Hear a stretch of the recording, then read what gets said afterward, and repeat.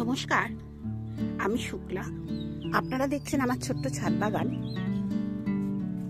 আজকে আমি ছাদ বাগানে কি কি গরমের সবজি লাগিয়েছি এবং তারা কেমন আছে সেইগুলো শেয়ার করব আপনাদের সঙ্গে।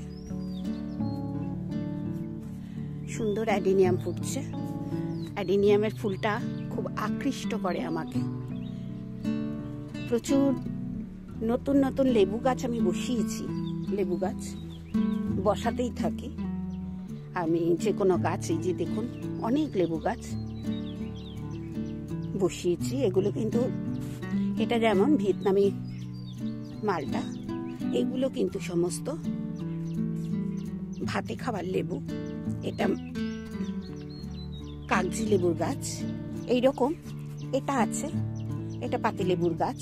এইরকম সব রয়েছে। আবার দেখুন, এখানে আছে একটা, এটাও ভিয়েতনাম মালটা।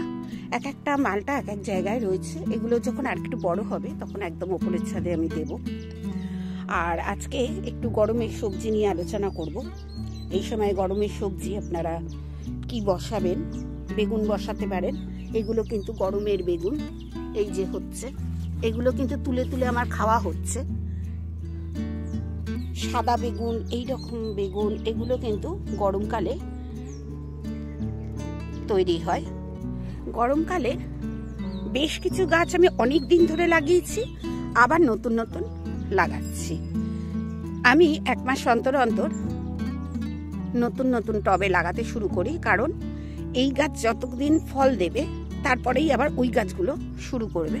এই গাছটা দেখুন কত বড় হয়ে গেছে, এবার কিন্তু এ করলা দেবে আমাকে।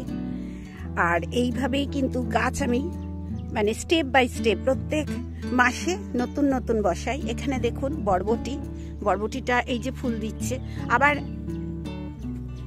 একটা দুটো টব এই গ্রো ব্যাগের বরবটি কিন্তু আমার খাওয়াও হচ্ছে। এইটাই যেমন শুরু হলো তেমনি খাওয়া হচ্ছে। গাছগুলো আমি দেখাবো। এই যে এখানকার গাছগুলো দেখতে পাচ্ছেন, এই যে বরবটি ধরে গেছে, এই যে ধরছে, এই গাছগুলোর থেকে আমি কিন্তু বরবটি বেশ কদিন ধরেই খাওয়া শুরু করে দিয়েছি। প্রচুর বরবটি হয়, যখন বরবটি হয় প্রচুর হয়। এই গাছগুলো হতে হতেই আমি কিন্তু আবার নতুন গাছ বসাবো এবং গাছ বসিয়েও দিয়েছি, তাও আমি আপনাদের সঙ্গে শেয়ার করব। তাই বলবো, শুধু একটা গ্রো ব্যাগে করবেন না। এই একটা দুটো গ্রো ব্যাগ করলেন ধরুন প্রথমবার, তারপরে আবার পরের মাসে আবার দুটো গ্রো ব্যাগ আপনারা করবেন বরবটি গাছ। তাতে কি হবে, আপনার গরমে আপনার এই সবজিটা সব সময় পাবেন। এই দেখুন এখানে রয়েছে বরবটি। এই যে দেখুন, আমি দেখাই কত বড় বড় হয়েছে। এই দেখুন, এই দেখুন। আজকে আমার দরকার নেই, আজ আমি বাড়ি থাকবো না, আজকে তুলবো না, এটা কাল তুলবো, আগামীকাল আর কি তুলবো। তাহলে বেশ কিছু এখান থেকে বরবটি আমি পেয়ে যাব। এইরকমই গাছ বসাতে গেলে একটু ধৈর্য নিয়ে আর বুঝে শুনে গাছ বসালে তাহলে কিন্তু গরমের সবজি আপনি যে কোনো সবজি গাছ বসাতে পারবেন এবং বসিয়ে তার ফলও নিতে পারবেন। ওই যে বরবটি গাছটা দেখালাম অনেকগুলো, তারপরে কিন্তু আমি এটা বসিয়েছি। এটা বসানোর পর দেখুন এখন ফুল দিচ্ছে। ও যেমন বরবটি দিতে শুরু করেছে, এ কিন্তু এখন দিচ্ছে।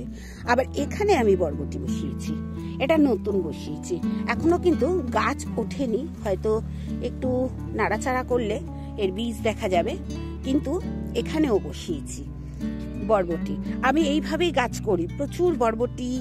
তারপরে শাক, যেগুলো কলমি শাক, লাল শাক, লাল শাক তো যে কোনো জায়গায় দেওয়া যায়, মানে বসিয়ে রাখি। আর এগুলো তো সব শীতের বেগুন গাছ, এখন ছোট ছোট বেগুন হবে এবং বীজ বেশি হয়ে যায় এখনকার যে শীতের গাছগুলো বেগুন গাছে। আর লঙ্কা তো সবসময় শেয়ার করি আমি, লঙ্কা আমি সবসময় লাগাই, কারণ এত ওষুধ দেয়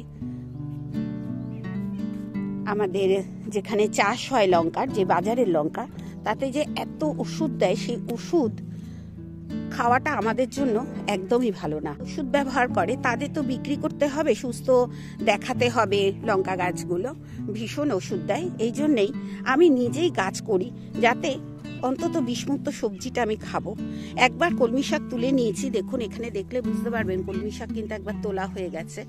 এবং আবার দেখুন একবার তুলেছি পিঞ্চ করার মতো, তাই সেখান থেকে আবার দুটো ডাল বেরিয়েছে।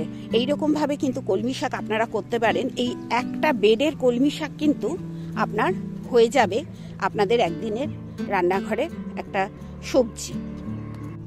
এই বেডটিতেও আমি লাগিয়েছি কলমি শাক, আবার লাগিয়েছি। ওখানে যেমন খাওয়া শুরু হয়েছে, এখানে আবার লাগিয়েছি, এখান দিয়ে আবার কলমি শাক পাবো। তবে এটা পেতে পেতে আমায় 1.5 মাস অপেক্ষা করতে হবে। এটা পেতে পেতে ততক্ষণ ওইটা আমরা খেতে পারবো। গরমের সবজি হিসেবে আমি চিচিঙ্গে লাগিয়েছি। এই যে দেখুন গাছটা কত বড় হয়ে গেছে। চিচিঙ্গে লাগিয়েছি। চিচিঙ্গে আশেপাশে যে জায়গাগুলো আছে, গোড়াগুলো সবসময় এই পাতা কেটে কেটে আমি ফাঁকা করে রাখি, যাতে গোড়ায় একটু রোদ্দুর পায় মাটিটা। তাই দেখুন, আর এই যে লাল শাক বসিয়েছিলাম, কত লাল শাক হয়েছে।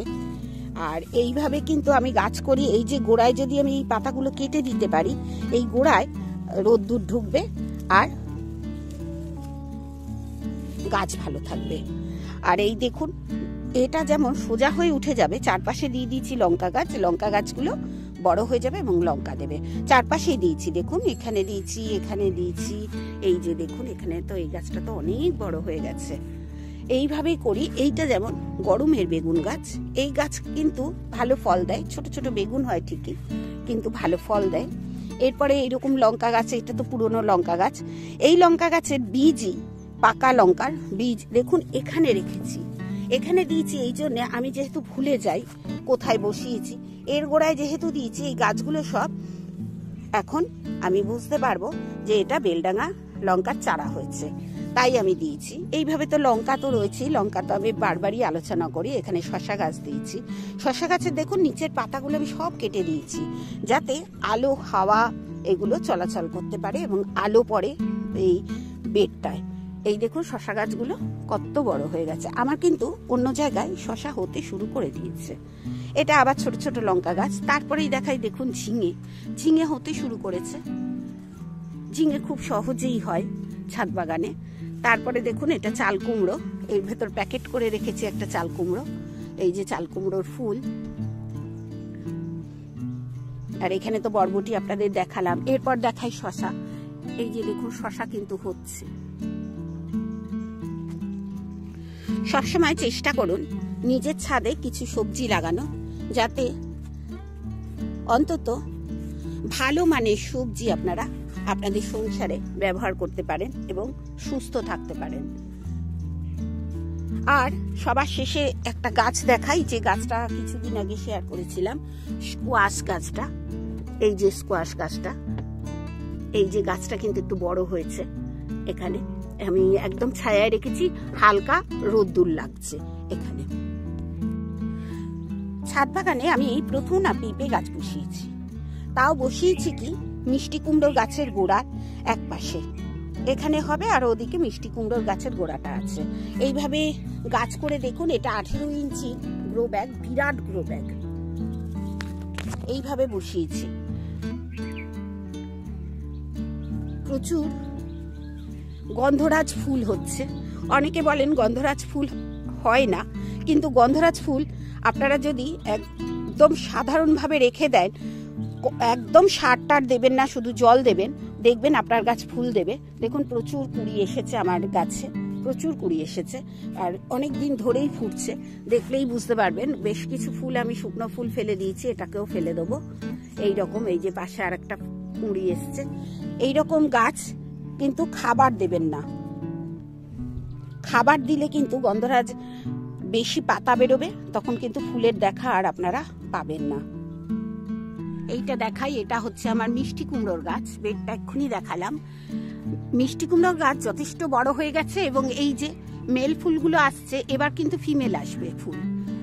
এই মেল ফুল প্রথমে শুরু হয়, তারপরে আসে ফিমেল ফুল, আর তারপরে কুমড়ো ধরবে। এরকম কুমড়ো কিন্তু আমার ছাদ বাগানে ধরে আছে, দেখাবো নিশ্চয়ই আপনাদের। কুমড়োটা কত বড় হয়েছে, বেশ বড় হয়ে গেছে।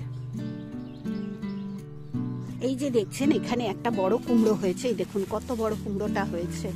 কুমড়োটা আমি বেঁধে রেখেছি এই ফল মাছির জন্য।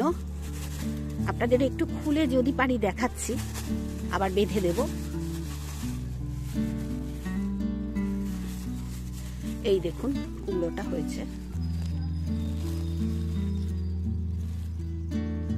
ছাদ বাগানে যেমন এক একটা সবজি হয়, আবার আর একটা সবজি বসিয়ে দিতে হয় সঙ্গে সঙ্গে। এই যে লঙ্কা গাছ, বিভিন্ন রকমের বিভিন্ন ধরনের লঙ্কা গাছ আমার থাকে।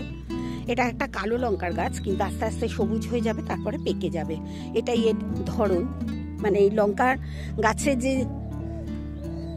জাতটা এই ধরনের, এইভাবেই হয়। এখানে দেখুন করলা হচ্ছে, আমি কাল তুলে নিয়ে গেছি, এখন আর করলা আপনারা দেখতে পাবেন না, তবে ছোট্ট একটা করলা আপনারা দেখতে পাবেন। করলা হচ্ছে, এটা নিজে নিজেই গাছটা হয়েছিল।